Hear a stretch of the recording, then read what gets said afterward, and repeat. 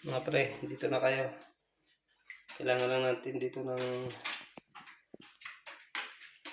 power. Ito na yan. Yan. Paloob doon. Ito puro semento. Yan. Yung kantuhan na yan. Kanto dito, straight siya, box. Tapos paloob doon. Babaw lang siya sana. Lang. Sa mga 8 meters. 8 meters. Ito na siya. Kailangan lang namin ang kasama dito. Sure na semento kasi napatakan ko ng muriatic acid. Tsaka hindi siya layer na layer kasi kung hindi ito semento.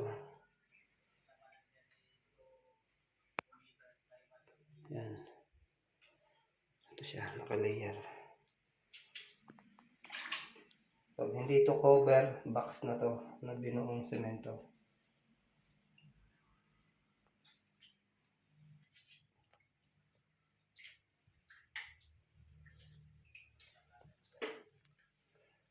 Yan, ito lang siguro mga 1 meter lang pabilog ang ukay dito.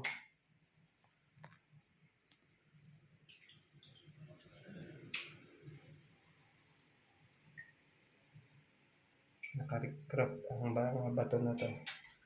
Matitigas na bato. Yan, semento yan. Semento. Ito. Ay buhangin yan. Semento. Ito bato. Semento ulit. Nakarikrap siya. Layering ng semento at bato. Nakalagay. Solid. Puro. At saka may halong buhangin yung iba. Puro. May halong buhangin. Ito yung loob niya. Makapal siya. 8 meters nakapal pero mababaw lang. Halos ito na ang cover. Yan. Wala yung dugtungan dito.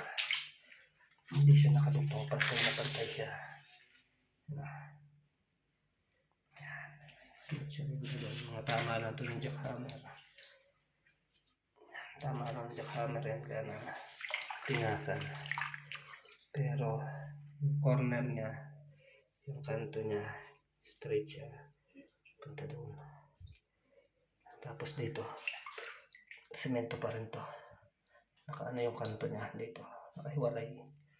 Tapos dito hindi siya nakadikit. Ayan, hindi siya nakadikit dyan. Layer siya. Ayan.